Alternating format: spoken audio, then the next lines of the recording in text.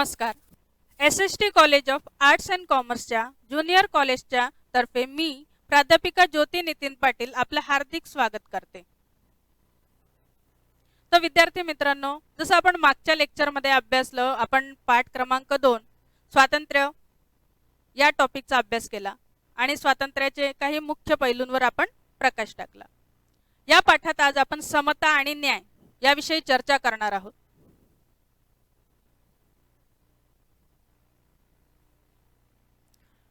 आता समता म्हणजे नेमकं काय? बऱ्याचदा मी जेव्हा माझ्या विद्यार्थ्यांना प्रश्न विचारते तर समता म्हणजे ते सांगतात सगळेच सारखे, परंतु असं असू शकत नाही ना. आपण सगळेच सारखे थोडी दिसतो, सगळ्यांमध्ये फरक असतो. आपल्या दोन डोळ्यांमध्ये सुद्धा कधी कधी फरक दिसतो, आपल्या दोन हातांमध्ये सुद्धा एकसारखेपणा नसतो. तर इथं समता म्हणजे काय, तर सगळ्यांना समान वागणूक मिळणे, सगळ्यांचा दर्जा समान असणे. बघा, सर्व माणसांना समान वागणूक मिळणे म्हणजेच समता होय. आता तो गरीब असो, श्रीमंत असो, महिला असो, पुरुष असो, कोणी असो, प्रत्येकाला समान वागणूक मिळाली पाहिजे. आधुनिक काळात समतेचा अर्थ सहिष्णुतेची वागणूक, आत्मसन्मानाची इच्छा, सुख दुःख कळण्याची क्षमता असा घेतला जातो. बघा, प्रत्येकाचा एक आत्मसन्मान असतो, प्रत्येकाचा सन्मान आपण केलाच पाहिजे. प्रत्येकाला सुख दुःख असतात आणि ते प्रत्येकाचे वेगवेगळे असतात. आता सुखात आणि दुःखात ते पेलवण्याची जी ताकद असते, जी क्षमता असते, ती सुद्धा प्रत्येकाची वेगवेगळी असते. मग त्या अनुषंगाने आपल्या सरकारने, आपल्या राजकीय व्यवस्थेने त्यांचे सुख दुःख समजण्याची जी क्षमता आहे ती त्यांच्यामध्ये असली पाहिजे आणि त्याद्वारा त्यांनी तसं पोषक वातावरण त्यांना निर्माण करून दिलं पाहिजे. बघा, समतेच्या दोन बाजू असतात. जसं नाण्याला दोन बाजू असतात तसे समतेला सुद्धा दोन बाजू आहेत. एक म्हणजे नैतिक आणि दुसरं म्हणजे सामूहिक. समता जी असते ती नैतिकतेच्या दृष्टिकोनातून सरकारला ठेवावी लागते. त्याचप्रमाणे समता ही सगळ्यांसारखी सारखीच असते, ही सामूहिक असते, हे त्यांनी लक्षात ठेवलं पाहिजे. समतेचा विचार एक राजकीय ध्येय म्हणून केला जातो.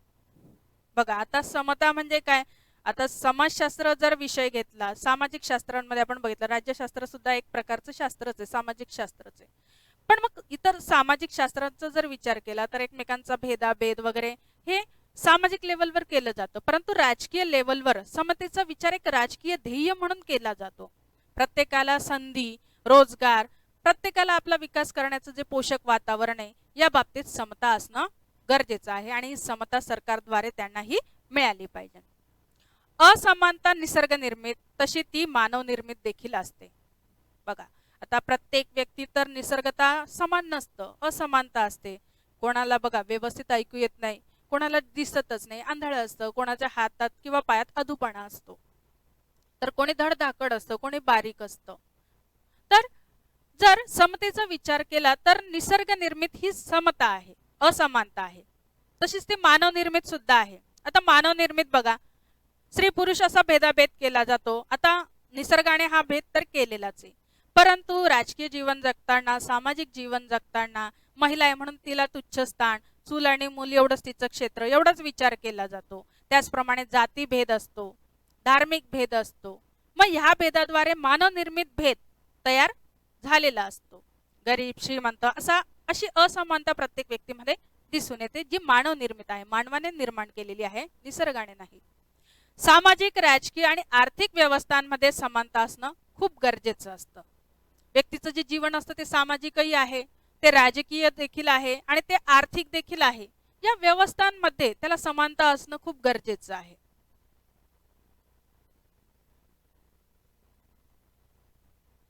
आता आपण समतेच्या इतिहासाबाबत थोडी माहिती घेऊया.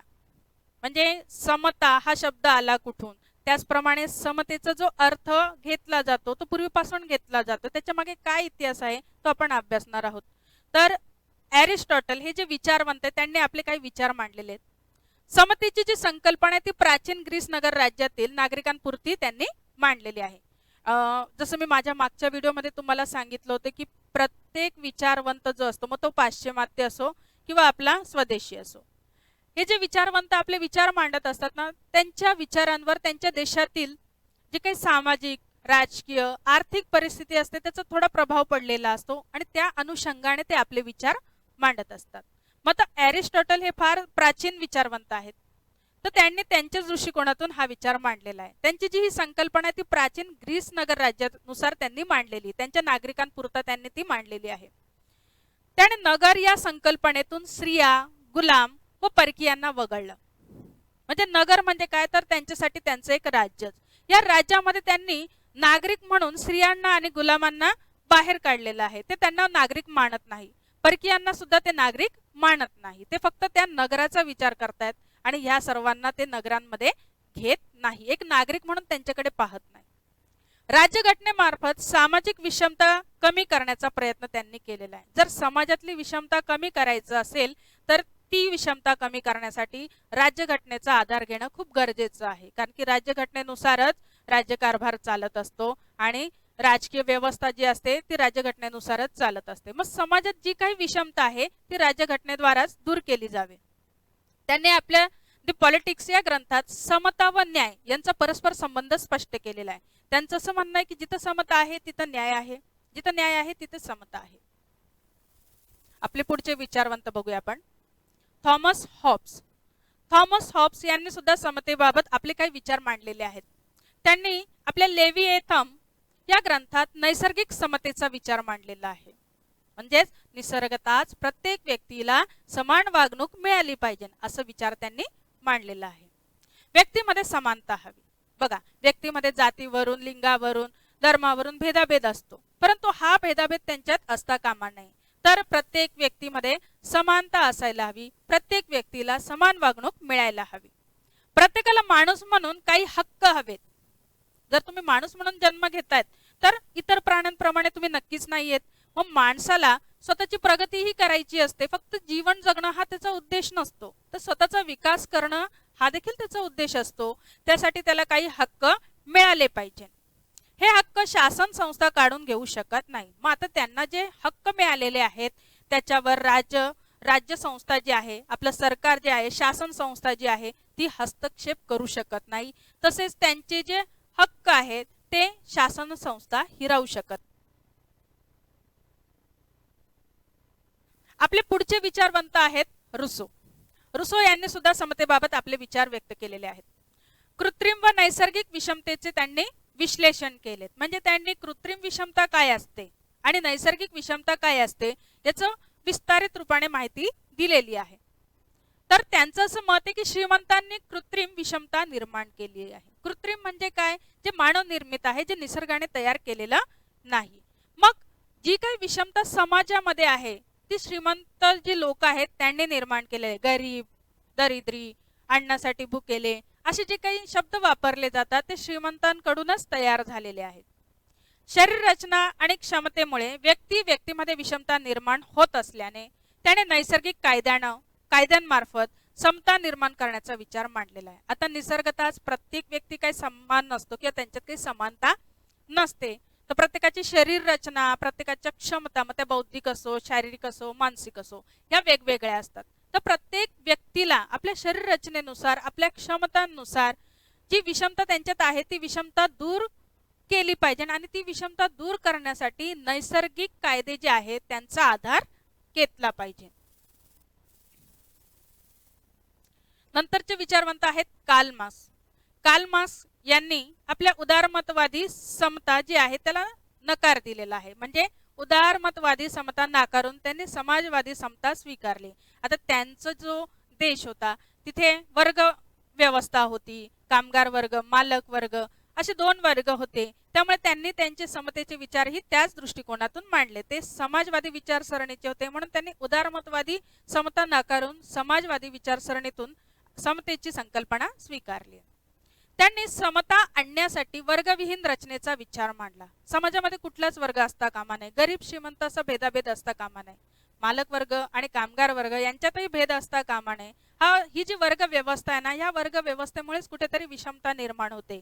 म्हणून त्यांनी वर्गविहीन रचनेचा विचार मांडला. कामगारांच्या शोषणातून त्यांना मुक्ती मिळाली पाहिजे. आता जसं त्यांचा देश, त्यांच्या देशातले दोन वर्ग, कामगार वर्ग आणि मालक वर्ग, त्यांचं असं म्हणणं होतं की मालक वर्ग जे आहे ते कामगार वर्गांची पिळवणूक करतात आणि नफा मिळवतात, परंतु त्यातला काहीच मोबदला जो आहे तो कामगारांना मिळत नाही. कामगारांना फक्त पोट भरण्यापुरताच त्याचा फायदा होत असतो. परंतु नफा मात्र नफ्यात ते भागीदार नसतात.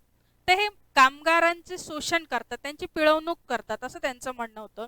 मग ह्या कामगारांचं शोषणातून मुक्ती म्हणजेच समानता असं त्यांचं म्हणणं होतं. उत्पादन साधनांचे समान वितरण. आता उत्पादन साधनं जी आहेत त्या साधनांवर फक्त मालक वर्गांचा अधिकार असता कामा नये, तर कामगार वर्गांचाही त्याच्यावर समान अधिकार असला पाहिजे. जर या उत्पादन साधनाची वाटणी जी आहे ती समानरित्या झाली तर ही वर्ग व्यवस्था नष्ट होईल, कामगारांचं शोषणही थांबेल आणि समाजामध्ये न्याय्य आणि समतेची वागणूक प्रत्येकाला मिळेल असं त्यांचं मत. आपले पुढचे विचारवंत आहेत ते आहेत टॉकविल्स. टॉकविल्स यांनी सुद्धा समतेविषयी आपले विचार मांडलेले आहेत. समतेची संकल्पना अमेरिकन राज्यक्रांतीच्या अभ्यासावर आधारित आहे. त्यांची जी संकल्पना आहे त्यांनी ती अमेरिकन राज्यक्रांतीचा जो अभ्यास केलाय त्याद्वारे मांडले. तर सरंजामशाही जाऊन लोकशाही व्यवस्था येणं या प्रक्रियेत सामाजिक समतेचा विकास होतो. आता सरंजामशाही कोणीतरी परकीय आपल्यावर येणार, तो आपल्यावर प्रभुत्व गाजवणार, त्यापेक्षा लोकशाही व्यवस्था येणं खूप गरजेचं आहे. मग या लोकशाही व्यवस्था जेव्हा येईल तेव्हाच खऱ्या अर्थाने सामाजिक समानतेचा विकास होईल, कारण की लोकशाहीत प्रत्येक व्यक्तीला आपले हक्क चांगल्या पद्धतीने उपभोगता येतात. मग लोकशाहीत लोक स्वातंत्र्यापेक्षा समतेला महत्त्व देतात. आता हे लोकशाही जी राजकीय व्यवस्था आहे त्याचं हे एक वैशिष्ट्य आहे की लोकशाहीमध्ये प्रत्येक व्यक्ती काय करत असतो, स्वातंत्र्यापेक्षा समानतेला जास्त महत्त्व देत असतो, प्रत्येकाशी समानतेने वागत असतो, समाजात समानतेने प्रत्येकाला न्याय्य वागणूक मिळत असते असं त्यांनी सांगितलंय. पण एक गोष्ट लक्षात ठेवा, स्वातंत्र्य धोक्यात आणून समतेचा पुरस्कार मात्र यामध्ये करता येत नाही. ठीक आहे, लोकशाहीत समतेचा पुरस्कार केला जातो, स्वातंत्र्यापेक्षा समतेला जास्त महत्त्व दिलं जातं, परंतु स्वातंत्र्याला धोक्यात आणून समतेचा पुरस्कार मात्र टॉकविल्स यांनी केलेला नाही. आता समतेचं महत्त्व किंवा गरज काय आहे ते आपण अभ्यासूया. बघा, समाजात न्याय्य स्थिती निर्माण होण्यासाठी समतेची आवश्यकता आहे. समाजामधलं जे वातावरण आहे ते न्यायपूर्ण असायला पाहिजे. समाजामध्ये प्रत्येकाला वागणूक जी आहे ती चांगली वागणूक मिळाली पाहिजे, न्यायपूर्ण वागणूक मिळाली पाहिजे, म्हणून समता असणं खूप गरजेचं आहे. विषम समाजात व्यक्तीला आत्मसन्मान मिळावा म्हणून समतेचे तत्व गरजेचे आहे. काही सामाजिक व्यवस्था जी आहे त्या व्यवस्थेमुळे, त्यातील रूढी परंपरांमुळे समाजामध्ये विषमता निर्माण होत असते. मग ही विषमता कमी करण्यासाठी समतेचं तत्व अवलंबणं खूप गरजेचं आहे, म्हणून समता ही खूप महत्त्वाची आहे. समाजात परस्परांबद्दल सन्मान राखता यावा म्हणून समतेची आवश्यकता असते. बघा, आता समता असणं का गरजेचं आहे, प्रत्येक व्यक्तीने एकमेकांचा सन्मान केला पाहिजे. हा उच्च जातीचा, तो नीच जातीचा, स्त्री पुरुष त्याप्रमाणे हा या धर्माचा, तो त्या धर्माचा, असा भेदाभेद त्यांच्यामध्ये होता कामा नये. म्हणून समाजामध्ये एकमेकांविषयी सन्मान वाढावा म्हणून समतेची आवश्यकता आहे.